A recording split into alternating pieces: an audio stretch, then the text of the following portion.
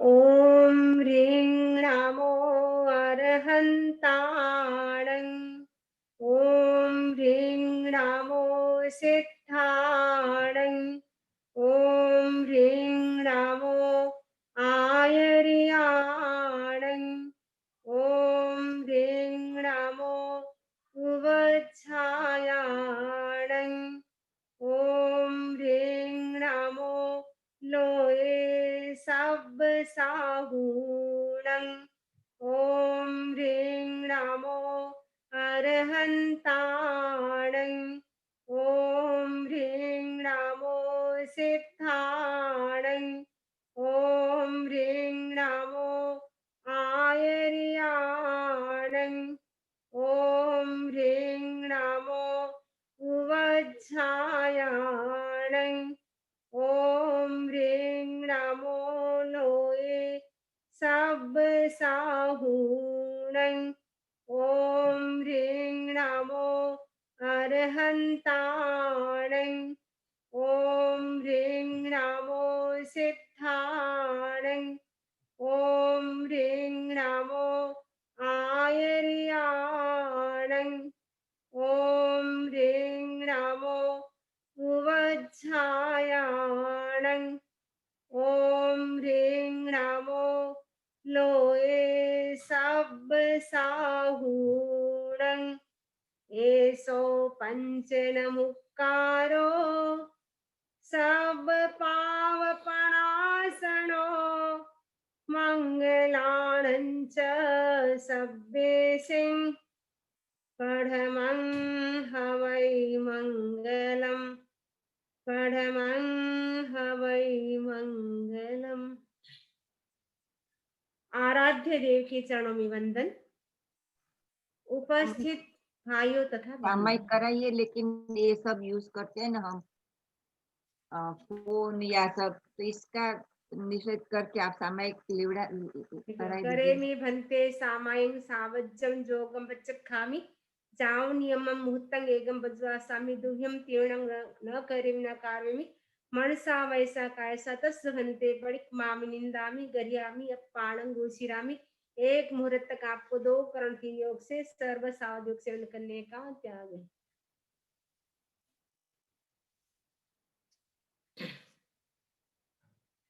हमारा व्याख्यान चल रहा है जम्बू कुमार का। तो पिछले लेक्चर में हमने सुना जम्बू कुमार का पूर्वज भव, उनका जन्म कैसे हुआ, उसके बाद जब बड़े हो जाते हैं उसके बाद उन्होंने अध्ययन कैसे किया, उनकी चर्चा हमने सुनी। आज हम उसके आगे सुनेंगे कि जम्बू कुमार की सगाई कैसे होती है, उनके भीतर वैराग्य की भावना कैसी जागृत होती है, आदि बातों की हम आज चर्चा करेंगे। तो माता पिता के मन में चिंतन आता है, जम्बू कुमार के जो माता पिता हैं उनके मन में चिंतन आता है, जम्बू कुमार को मैंने संस्कारी बनाया, मैंने उनको पढ़ाया लिखाया, पहला कर्तव्य जो मेरा था वो मैंने पूरा कर दिया। क्योंकि माता पिता का कर्तव्य होता है बच्चों को संस्कारी बनाना, संस्कारी बनाना और उसके साथ साथ पढ़ाना भी कर्तव्य होता है। आजकल हम देखते हैं माता पिता पढ़ाने पर ज्यादा ध्यान देते हैं, लेकिन हमारे बच्चे संस्कारी बने या नहीं उस पर कम ध्यान देते हैं। तो सबसे पहले माता पिता का दायित्व होता है बच्चे हमारे संस्कारी कैसे बने, क्योंकि बच्चे यदि संस्कारी होंगे तो निश्चित रूप से आगे उनका फ्यूचर अच्छा होगा। तो जम्बू कुमार को बचपन से ही माता पिता ने बहुत अच्छे संस्कार दिए, उसके साथ साथ पढ़ाई भी अच्छी करवाई। तो माता पिता चिंतन करते हैं पहला जो मेरा कर्तव्य था, दायित्व था, वो पूरा हो गया। दूसरा माता पिता का दायित्व क्या होता है, बच्चों की सगाई करना, शादी करना। अब जम्बू कुमार के माता पिता सोच रहे हैं मेरा बेटा जम्बू अब सगाई के लायक हो गया है, अब हमें उसकी सगाई करना चाहिए। उसकी शादी कहाँ होगी, कैसी लड़की मिलेगी। माता पिता के मन में जैसे ही बच्चे बड़े होते हैं, एक प्रकार का चिंता या चिंतन जागृत हो जाता है। कोई भी माता पिता हो, सब चाहते हैं हमारी बच्चों की सगाई अच्छे घर में हो, अच्छी लड़की आए, अच्छा जमाई मिले। तो जम्बू कुमार के माता पिता के मन में भी यह चिंतन चल रहा है कि हमारा जो जम्बू बहुत ही विनीत है, सुशील है, संस्कारी है, उसके अनुरूप यदि लड़की मिल जाए तो बहुत अच्छा हो जाए। दोनों की जोड़ी अच्छी होती है तब दोनों को ही अच्छा लगता है। कभी-कभी होता है पत्नी धार्मिक होती है, पति धार्मिक नहीं होता है। इससे भी क्या होता है, इम्बैलेंस हो जाता है। तो दोनों ही संस्कारी हो, दोनों ही धार्मिक हो, तो दोनों की जोड़ी अच्छी होने से घर में भी शांति रहती है, सब दृष्टि से अच्छा रहता है। तो जम्बू कुमार के माता-पिता भी चिंतन करते हैं, जैसे जम्बू है वैसी ही हमें लड़की मिल जाए तो बहुत अच्छा हो। जम्बू कुमार के माता-पिता के मन में तो आ रहा है कि जम्बू की जल्दी से जल्दी सगाई हो, और जम्बू कुमार के मन में चल रहा है वैराग्य का भाव। उनके भीतर भोग से त्याग की ओर जाने की इच्छा जागृत हो रही है। माता-पिता के मन में है कि जम्बू कुमार जल्दी से जल्दी शादी हो जाए, ताकि मेरे बहू आ जाए, ताकि मैं हल्की हो जाऊँ, मेरा जो दायित्व है इससे मैं उरीन हो जाऊँ। ऐसा माता-पिता चिंतन कर रहे हैं। इधर जम्बू कुमार के भीतर वैराग्य के अंकुर जागृत हो रहे हैं। इधर राजा गृहवासी सोच रहे हैं, जम्बू कुमार बहुत ही सुशील और अच्छा लड़का है। अगर हमारी बेटी को ऐसा जमाई मिल जाए, ऐसा वर मिल जाए, तो हमारे तकदीर खुल जाए। तो राजा गृहवासी जो बड़े-बड़े धनाढ्य थे, वो क्या करते हैं, इनविटेशन भेजते हैं जम्बू कुमार के पास। उनके माता-पिता के पास कहते हैं, निवेदन करते हैं, हमारी जो लड़की है, वो बहुत ही सुशील है, विनीत है। जम्बू कुमार इसके योग्य हैं। आप हमारी बेटी का जो आमंत्रण है उसको स्वीकार करो। हमारी बेटी का निमंत्रण स्वीकार करो। जम्बू कुमार के माता-पिता क्या करते हैं, जम्बू कुमार की सगाई कर देते हैं। जम्बू कुमार को कुछ पता ही नहीं। पहले के ज़माने में बच्चों को कुछ पता ही नहीं होता था, माता-पिता ही सगाई कर लेते थे। आजकल माता-पिता को पता नहीं होता, बच्चे अपने आप ही सगाई कर लेते हैं। अमेरिका में, विदेश में हम देखते हैं बच्चे को पसंद आ जाती है तो सगाई हो जाती है, और नहीं आती है पसंद तो जीवन भर ऐसे ही रह जाते हैं। लेकिन प्राचीन समय में ये रिवाज था, माता-पिता को जो पसंद आते थे, जो भी लड़की या लड़का पसंद आते, उसके साथ ही बच्चों की सगाई कर लेते थे। बच्चों को पूछने की कोई ज़रूरत नहीं होती थी। तो जम्बू कुमार को भी पता नहीं कि सगाई हुई है या नहीं, क्योंकि जम्बू कुमार की सगाई कितनी लड़कियों के साथ हुई थी? 1 नहीं, 2 नहीं, 3 नहीं, 8 कन्याओं के साथ सगाई हुई थी। वर्तमान समय में तो एक लड़की मिलना भी बहुत मुश्किल है, लेकिन उस ज़माने में तो एक नहीं कई कन्याओं के साथ सगाई होती थी। जम्बू कुमार की तो मात्र 8 कन्याओं के साथ हुई थी। जो चक्रवर्ती होते हैं, वासुदेव होते हैं, उनकी तो कितनी-कितनी रानियाँ होती, कितनी पत्नियाँ होती हैं। तो वर्तमान समय में एक पत्नी ही होती है, अनेक पत्नियाँ नहीं होती हैं। मुस्लिम समाज में आज भी चलती है, कई पत्नियाँ होती हैं, लेकिन जैन समाज में, जो हिंदू समाज है, उसमें तो केवल एक पत्नी प्रथा ही चलती है। तो जम्बू कुमार की सगाई हो जाती है 8 कन्याओं के साथ। इधर जम्बू कुमार के मन में अंतर्द्वंद चल रहा है। अब मुझे क्या करना चाहिए? मुझे संसार के जो सुख है उसको मुझे नहीं भोगना है, क्योंकि ये संसार के सुख मैंने अनंत काल भोगे हैं। अब मुझे इस ये जो मनुष्य जन्म मिला है उसको मुझे सफल करना है, क्योंकि मनुष्य जन्म बार-बार मिलने वाला नहीं है। ये मनुष्य जन्म मुझे मिला है, इसको मुझे सफल करना है। क्योंकि मनुष्य जीवन, उसमें भी आर्य क्षेत्र, उत्तम कुल, जैन धर्म, ये सब मिलना बड़ा कठिन होता है। तो मुझे अपने मनुष्य जन्म को सफल करना है। इनके भीतर ये चिंतन चल रहा है, क्योंकि जम्बू कुमार सोचते हैं, ये जो मेरी आत्मा है, वह आत्मा ही शाश्वत है। आत्मा अकेली आती है, अकेली जाती है, इसमें कोई किसी का साथ नहीं निभाता है। पूर्व जन्म में मैं भावदेव था, मेरे माता-पिता दूसरे थे, वर्तमान समय में मैं जम्बू बना हूँ, वर्तमान समय के मेरे माता पिता अलग हैं, पूर्व जन्म के मेरे माता पिता अलग थे, पता नहीं वो कहाँ गए। जिस समय मेरा पूर्व जन्म था, भावदेव नाम का जो भावदेव के भाव में था, उस समय वर्तमान के मेरे माता पिता कहाँ थे वो मुझे पता नहीं था। अभी पास्ट के जो मेरे माता पिता हैं वो कहाँ हैं वो मुझे नहीं पता है। व्यक्ति का अनंत जन्मों के साथ एक एक व्यक्ति से संबंध चला आ रहा है। कहा जाता है इस संसार में ऐसा कोई स्थान नहीं, ऐसी कोई योनि नहीं जहां इस जीव ने जन्म न लिया हो। एक भी ऐसा स्थान नहीं जहां इस जीव ने जन्म न लिया हो। एक बार भीष्म के मन में आता है, जब लास्ट स्थिति थी उस समय भीष्म ने कहा मेरा दाह संस्कार उस स्थान पर करना जहां पर किसी का भी आज तक दाह संस्कार न हुआ हो। तो सभी ने ध्यान दिया, घर के लोगों ने देखा ऐसी कौन सी भूमि है जहां पर आज तक किसी का दाह संस्कार न हुआ हो। जानकारी के बाद पता चला अमुक जगह ऐसी है जहां पर अभी तक किसी का दाह संस्कार नहीं हुआ है।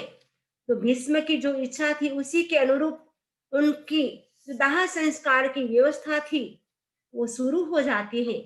जैसे ही दाह संस्कार शुरू करने की कोशिश करते हैं, अचानक क्या होता है, आकाश से भविष्यवाणी होती है, देववाणी होती है। देवता बोलते हैं अत्र भीष्म शतं दग्धं पांडवानां शतत्रयं द्रोणाचार्य सहस्रं तु गुरु संख्या न विद्यते। जिस स्थान पर भीष्म का जो दाह संस्कार किया जा रहा है वहां पे 300 भीष्मों का आज तक वह दाह संस्कार हो चुका है। और पांडवों का 500 पांडवों का और 1000 द्रोणाचार्यों का और कौरव कौरव जो है उनकी कितनी संख्या है उनको काउंटिंग करना भी मुश्किल है। इतने यहाँ पे दाह संस्कार हो चुके हैं। ऐसी कोई भी भूमि नहीं, ऐसा कोई स्थान नहीं जहां व्यक्ति का दाह संस्कार न हुआ हो। ऐसा देववाणी, ऐसी देववाणी होती है। कहने का मतलब है इस जीव ने कितने कितने जन्म ग्रहण किए हैं। अनंत काल से ये जीव जन्म मरण करता आ रहा है। कभी माता बन जाता है, कभी किसी का पिता बन जाता है, कभी कोई हमारी माँ बन जाती है, कभी कोई हमारी बेटी बन जाती है, कभी कोई हमारी पत्नी बन जाती है, कभी कोई बहन भाई। कितने कितने एक एक जीव के साथ हमने संबंध कर लिए हैं। एक एक जीव के साथ, कभी माता पिता के रूप में, कभी पत्नी पति पत्नी के रूप में। आज वर्तमान समय में हमारे माता पिता हैं, आने वाले बर्थ में हमारे भाई बहन भी हो सकते हैं, पति भी बन सकता है, पत्नी भी बन सकती है। पता नहीं किस जन्म में कौन कौन सी हमने संबंध किए। यदि हम भवांतर को याद करें, जन्मांतर को याद करें, तो हमारी चेतना में रूपांतरण आ सकता है। यदि पास्ट बर्थ का हमें नॉलेज हो जाए, ज्ञान हो जाए, तो शायद हमारी चेतना जागृत हो सकती है, हमारी आत्मा जागृत हो सकती है, हमारे भीतर वैराग्य के बीज जागृत हो सकते हैं। लेकिन अभी तक हमें पास्ट बर्थ का नॉलेज नहीं हुआ है। लेकिन जम्बू कुमार को पूर्व जन्म का ज्ञान हो गया था। आचारांक सूत्र में कहा गया है पूर्व जन्म का ज्ञान कैसे होता है। पूर्व जन्म का ज्ञान होने का पहला कारण है स्वस्मृति। यानी स्वस्मृति का मतलब है व्यक्ति का सहज ही ऐसा क्षोभसम होता है जिसके कारण व्यक्ति के भीतर पूर्व जन्म का ज्ञान हो जाता है। दूसरा कहा तीर्थंकरों की वाणी को सुन करके पूर्व जन्म का ज्ञान होता है। भगवान की वाणी को सुन करके तीर्थंकर जो होते हैं, परमात्मा देव होते हैं, उनका उपदेश सुनने से व्यक्ति को पूर्व जन्म का ज्ञान हो सकता है। तीसरा कारण बताया जो विशिष्ट ज्ञानी है, यानी अवधि ज्ञानी, मन पर ज्ञानी, वो जो विशिष्ट ज्ञानी है या चतुर्दश पूर्वी 10 पूर्वी जो ज्ञानी है, उनका उपदेश सुनने से भी व्यक्ति को जाति स्मृति का ज्ञान हो सकता है। तो व्यक्ति को यदि जाति स्मृति का ज्ञान हो जाए तो व्यक्ति की चेतना बदल सकती है। तो जम्बू कुमार के मन में भी द्वंद्व चल रहा है, अब मुझे क्या करना चाहिए। भीतर में आत्मा ऐसी जागृत है, हलुकर्मी आत्मा है, और उनके कर्म भी बहुत कम है क्योंकि अंतिम शरीर है। इसीलिए उनके मन में प्रश्न आ रहा है कि मैं आत्मा का साक्षात्कार कैसे करूं। मुझे अपनी आत्मा को पाना है, अपनी आत्मा का साक्षात्कार करना है। अनंत काल से तो मैं शरीर में, परिवार में ही शरीर को पोसता रहा, शरीर का पालन पोषण करता रहा, परिवार का पालन पोषण करता रहा, लेकिन आज तक मैंने कभी आत्मा के बारे में चिंतन नहीं किया है। अब मुझे आत्मा का साक्षात्कार करना है। तो ऐसा चिंतन करते करते जम्बू कुमार सो जाते हैं, क्योंकि सोने की भी विधि होती है, जागने की भी विधि होती है कि हमें सोना कैसे चाहिए और जागना कैसे चाहिए। जब हम सोते समय हमें क्या करना चाहिए, अपने प्रभु का, अपने इष्ट का स्मरण करके सोना चाहिए। आचार्य महाप्रज्ञ जी कहा करते थे, जिस किसी को ज्यादा सपने रात्रि के समय आते हो, उनको 7 लोगस का ध्यान करना चाहिए। 7 लोगस का ध्यान करने के बाद यदि व्यक्ति सोता है तो उनको किसी भी प्रकार का सपना नहीं आता है, पूरी रात अच्छी बीतती है। कई लोग बोलते रात को हमें नींद नहीं आती है। अगर नींद की समस्या हो तो वो क्या करे, डीप ब्रीदिंग करे, यानी लंबा श्वास ले, लंबा श्वास छोड़े, और हाथों की मुद्रा, जो आकाश मुद्रा है, यानी दूसरी अंगुली और अंगूठा, ऐसी मुद्रा बना करके डीप ब्रीदिंग के साथ लंबा श्वास ले, लंबा श्वास छोड़े, इस भाव से अगर सोता है और नवकार मंत्र का स्मरण करके 7 लोगस का ध्यान करके सोता है तो निश्चित रूप से नींद भी अच्छी आ जाती है, साउंड स्लीप होगी। वरना हम नींद में बार बार जागते रहते हैं, सुबह उठने के बाद लगता है आज रात को हमें अच्छी नींद नहीं आई, या हमारी रात पूरी सपने में बीती। तो सपने में क्यों बीतती है, क्योंकि हमारे भीतर कई प्रकार के विचार चलते रहते हैं। तो हमें सोने से पहले जो भी लैपटॉप होता है, फोन होता है, 1 घंटे पहले हम छोड़ दे और हम शास्त्र का अध्ययन करना शुरू कर दे, या ध्यान शुरू कर दे, या हम नवकार मंत्र का जप या लोगस का ध्यान शुरू कर दे, तो अच्छी तरह से हमारी रात बीत सकती है, अच्छी नींद आ सकती है। तो जम्बू कुमार अच्छे भाव में सोते हैं। सोते वो चिंतन करते हैं सोने से पहले, मुझे आत्मा का साक्षात्कार करना है, मुझे आत्मा को पाना है, क्योंकि मेरी आत्मा कैसी ज्ञान और दर्शन से युक्त है। एगो में सासु अप्पा नान दर्शन संजुओ, ये मेरी अकेली आत्मा ही शाश्वत है और ज्ञान दर्शन से युक्त है। वैसी आत्मा के स्वरूप को मुझे पाना है। ऐसा चिंतन करते करते जम्बू कुमार को नींद आ जाती है और सुबह ब्रह्म मुहूर्त के समय उठ जाते हैं। उठने का टाइम भी कौन सा होना चाहिए, ब्रह्म मुहूर्त का टाइम सबसे बेस्ट मुहूर्त होता है, सबसे अच्छा टाइम होता है। लेकिन वर्तमान समय में हम देखते हैं न सोने का टाइम फिक्स है, न जागने का टाइम फिक्स है। रात्रि को 11-12 बजे तक तो जगते रहते हैं, सुबह 9 बजे तक, 8 बजे तक सोए रहते हैं। तब ब्रह्म मुहूर्त के समय उठने से कहा जाता है ब्रह्मांड में उस समय विशिष्ट शक्तियां होती हैं, वो शक्ति हमें, एनर्जी पावर हमें मिलता है अगर हम ब्रह्म मुहूर्त के समय उठते हैं।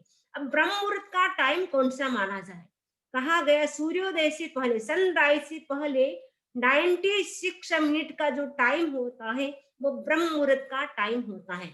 उस समय उठ करके अगर हम मेडिटेशन करते हैं तो ब्रह्मांड में जो भी शक्तियां होती है, जो पावर होते हैं, वो हमें मिलते हैं। और वैज्ञानिक दृष्टि से कहा जाता है ब्रह्म मुहूर्त के समय मेलाटोनिन और सेराटोनिन नाम के स्राव होते हैं, वो केवल ब्रह्म मुहूर्त में ही मिल सकते हैं, दिन भर में नहीं मिल सकते हैं।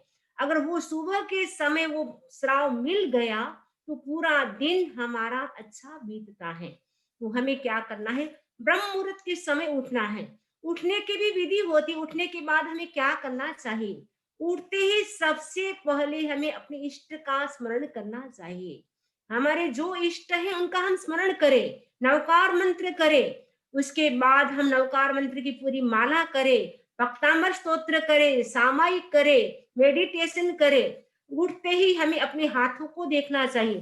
पहले के जमाने में कहा जाता था, कराग्रे वसति लक्ष्मी कर मध्य सरस्वती। हमारे कर के अग्र में, कराग्रे का मतलब है हमारे जो हाथों की अंगुलियां हैं, उसमें लक्ष्मी का वास होता है।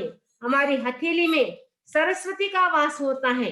लेकिन वर्तमान समय में व्यक्ति क्या करता है, कराग्रे वस्ति मोबाइलम, कराग्रे कराग्रे मध्य लैपटॉपम।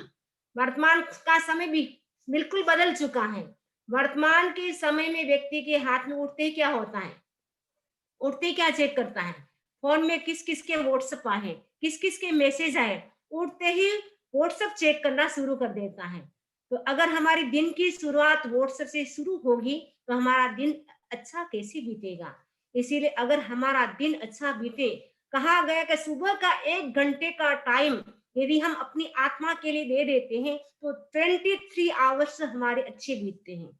1 घंटा हमें अपने लिए देना है। हम सब चिंतन करके सुबह का समय 1 घंटे का हमें अपनी आत्मा के लिए देना है। मेडिटेशन करे, भक्तामृत का पाठ करे, नवकार मंत्र की माला करे, जिससे पूरा दिन आपका अच्छा बीतेगा। आपको भी मन में संतोष रहेगा कि मैंने कुछ किया। वरना सुबह होती है, शाम होती है, सो जाते हैं, वापस सुबह होती है, वही चलता रहता है। लेकिन हम अपनी आत्मा के लिए कुछ नहीं कर पाते हैं। आचार्य श्री महाश्रमण जी ने भी बहुत अच्छा गीत गाया है कि मनुष्य जीवन भी मिला लेकिन हमने क्या किया। मानव जीवन पाकर तूने क्या किया, खाने पीने सोने में ही सारा समय गवा दिया, सारा समय गवा दिया। मनुष्य भोग भी मिला लेकिन हमने किसमें टाइम बिताया, खाना पीना और सोना। उसके अतिरिक्त कभी हमारा ध्यान भी नहीं गया हमारी आत्मा की ओर। निश्चय में तो हमारी आत्मा है। हमारा ध्यान पूरा दिन किसके प्रति होता है, हमारी बॉडी के प्रति, परिवार के प्रति होता है। लेकिन हमारी आत्मा के प्रति हम आत्मा का चिंतन कितनी बार करते हैं कि मैं आत्मा हूं। कितनी बार चिंतन आता है आत्मा का। दिन भर परिवार का चिंतन रहता है, बॉडी का रहता है कि मेरा स्वास्थ्य कैसे अच्छा रहे, उसके लिए हम चिंतन करते हैं। हमारे परिवार का अच्छी तरह से हम पालन पोषण करें, बिजनेस हमारा अच्छा चले, उसके लिए हम चिंतन करते हैं। लेकिन हम अपनी आत्मा के लिए कितना समय निकालते हैं। तो गुरुदेव कहते हैं, 2 घड़ी आपकी 58 घड़ी पाप की। 2 घड़ी भी हम अपनी आत्मा के लिए निकाल ले तो भी हमारा मनुष्य जन्म सफल हो सकता है। तो हम चिंतन करें कि हम कितना समय निकालते हैं। इधर जम्बू कुमार के भीतर आत्म साक्षात्कार करने की भावना जागृत हुई है कि मुझे आत्मा का साक्षात्कार करना है। जिसका जो लक्ष्य होता है वो लक्ष्य भी मिल जाता है। जैसा हम संकल्प करते हैं, कहा जाता है संकल्प से सिद्धि होती है। जैसा हम संकल्प करते वैसी ही हमें सिद्धि होनी शुरू हो जाती है। तो जम्बू कुमार ने भी संकल्प किया, मुझे आत्मा का साक्षात्कार करना है, मुझे आत्मा को पाना है। अचानक क्या होता है, उनके कानों में आवाज आती है, बाहर से बहुत सारे लोग जा रहे हैं और अलग प्रकार के स्वर यंत्र वाद्य यंत्र बज रहे हैं। उन्होंने अपने सेवक को बुलाया, क्या बात है, आज इतनी हलचल क्यों है। सेवक आकर के कहता है, जम्बू, आज अपनी नगरी में आर्य सुधर्मा स्वामी पधारे हैं।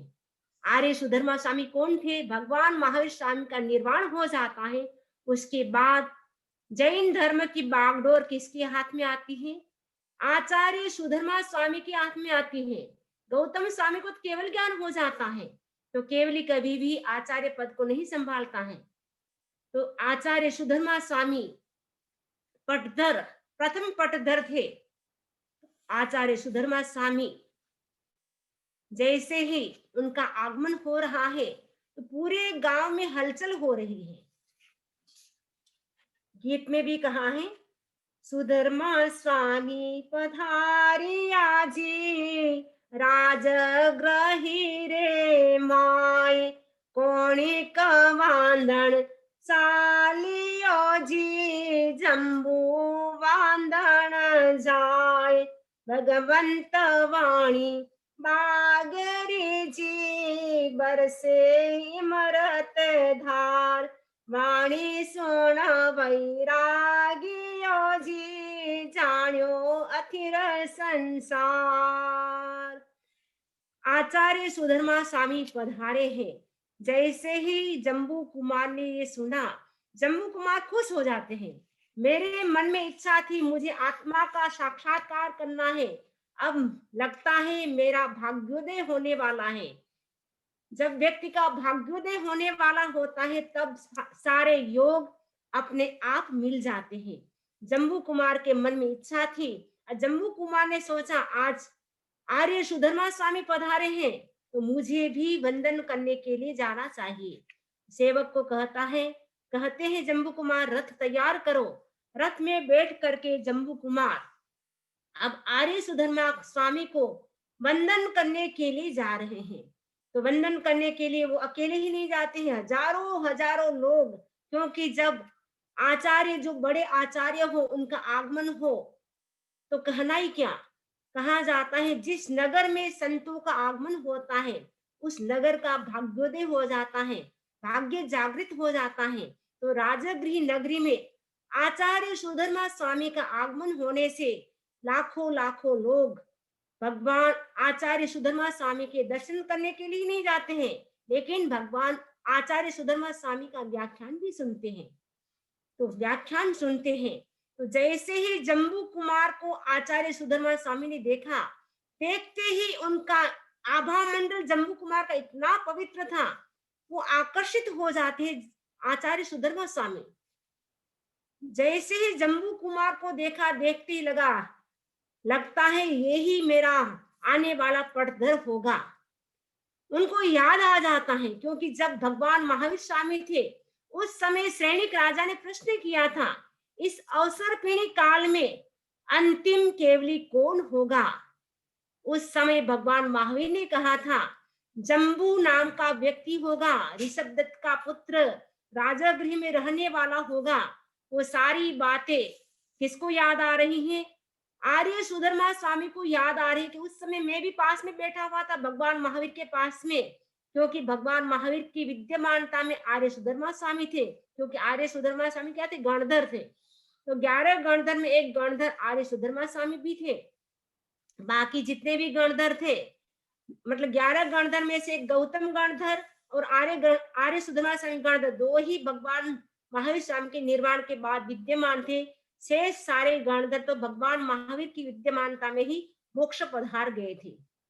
तो आर्य सुधर्मा स्वामी ने चिंतन किया, ये सारी बातें तो मैंने ही भगवान महावीर स्वामी से सुनी थी कि जम्बू नाम का जो युवक होगा वो अंतिम केवली होगा। ये जम्बू कुमार तो आज साक्षात मेरे सामने आ गया है। आज मुझे व्याख्यान भी करना है तो किसके पर करना है? जम्बू कुमार को लक्ष्य करके करना है। जम्बू कुमार के भीतर वैराग्य तो है, लेकिन अभी तक वैराग्य पक्का हुआ नहीं है। उनका वैराग्य कैसे जागृत हो, कैसे वो मुनि बने, उसके लिए मुझे क्या करना है? जम्बू कुमार को लेकर के व्याख्यान करना है और उसमें मुझे संसार की नश्वरता के बारे में वर्णन करना है, क्योंकि संसार की नश्वरता के बारे में ये सुनेगा, इसका सोया हुआ मानस जागृत हो जाएगा। इसके भीतर जो वैराग्य के अंकुर अभी पूरी तरह से जागृत नहीं हुए हैं, वो जागृत हो जाएगा। ऐसा चिंतन करके आर्य सुधर्मा स्वामी जम्बू कुमार को लक्ष्य बना करके वो उपदेश दे रहे हैं। जम्बू कुमार को लक्ष्य बना करके कहते हैं ये संसार कैसा है? सपना जैसा है। जैसे सपना आता है, रात्रि के समय व्यक्ति सपना देखता है तो सपना में वो कई लोग ऐसे होते, भिखारी को भी सपना आ जाता है रात्रि के समय में राजा था, अमुक था, इतनी परिषद थी, राज्य का संचालन कर रहा था, लेकिन जैसे ही सुबह उठते तो क्या देखते हैं? भिखारी देखता है कि वही कुटिया, वही फटी हुई गुदड़ी, वही फटे हुए कपड़े, कुछ भी नहीं। सच किसको मानूं? ये सच है कि वो सच है? किसको सच मानूं? यह संसार भी कैसा है? सपना जैसा है। ये संसार कैसा है? बादल की छाया जैसा है। बादल आते हैं चले जाते हैं। ये संसार कैसा है? इंद्रधनुष, रेनबो होता है, रेनबो शाम के टाइम आता है, अलग-अलग प्रकार के रंग उसके बदलते रहते हैं। वैसे ही ये संसार का स्वरूप भी बड़ा नश्वर है। ये शरीर भी नश्वर है। इसमें शरीर में अगर कोई सार है तो केवल संयम सार है। ज्ञान दर्शन चारित्र से युक्त हमारी आत्मा ही शाश्वत है। ये शरीर नाशवान है, क्षण भंगुर है। एक श्वास आया, दूसरा श्वास आएगा या नहीं यह भी पता नहीं है। एक कदम हमने बढ़ाया, दूसरा कदम हम बढ़ा पाएंगे या नहीं यह भी हमें भरोसा नहीं है। एक क्षण का भी भरोसा नहीं है। अभी अभी तो कोरोना का टाइम चल रहा है। हर दिन हम सुनते हैं हजारों हजारों लोगों की मृत्यु हो रही है। अभी परसों लंदन से फोन आया था, बता रही थी आज लंदन में 1000 लोगों की मृत्यु हो गई है। तो कितने कितने लोग कोरोना में जा रहे हैं। इतने लोग जा रहे हैं फिर भी हम निश्चिंत बैठे हैं। हम लोग सोचते हैं हम तो हमेशा रहने वाले हैं, मृत्यु तो और किसी की होने वाली है। लेकिन सच्चाई यह है हम सभी की भी मृत्यु, हम सभी लाइन में खड़े हैं, मृत्यु की लाइन में खड़े हैं। पता नहीं कब किसका नंबर आ जाएगा। गीत ने बहुत सुंदर कहा है, हम खड़े मौत की लाइन में, कब किसका नंबर आ जाए। हम खड़े मौत की लाइन में, कब किसका नंबर आ जाए। हम रचा हम रचा अमरता की मेहंदी, मृत्युंजय बनना भूल गए। सूरज का उगना याद रहा, पर दिन का ढलना भूल गए। आर्य सुधर्मा स्वामी जम्मू कुमार को लक्ष्य बना करके प्रवचन कर रहे हैं। हम सब किसकी लाइन में खड़े हैं? मृत्यु की लाइन में खड़े हैं। कब किसका नंबर आ जाएगा कहा नहीं जा सकेगा। हम बोलते हैं बेचारा अमुक व्यक्ति था उसकी मृत्यु हो गई, तो हमारे बारे में भी लोग कहेंगे अमुक थे अमुक चले गए। तो जम्बू कुमार के ऊपर प्रवचन कर रहे हैं आर्य सुधर्मा स्वामी। तो जम्बू कुमार को अब व्याख्यान सुनने के बाद उनके भीतर वैराग्य होगा कि क्या होगा उसका हम जब समय आएगा उसके बारे में हम आगे सुनेंगे। बड़े समणी जी पधार गए हैं, सब खड़े खड़े बोलेंगे वंदामी नमो शामी।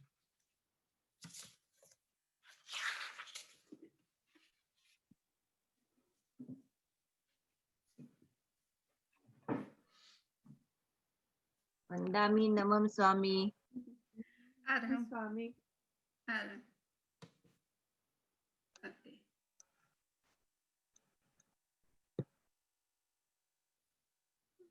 ये पूरा फुल क्यों नहीं दिख रहा है?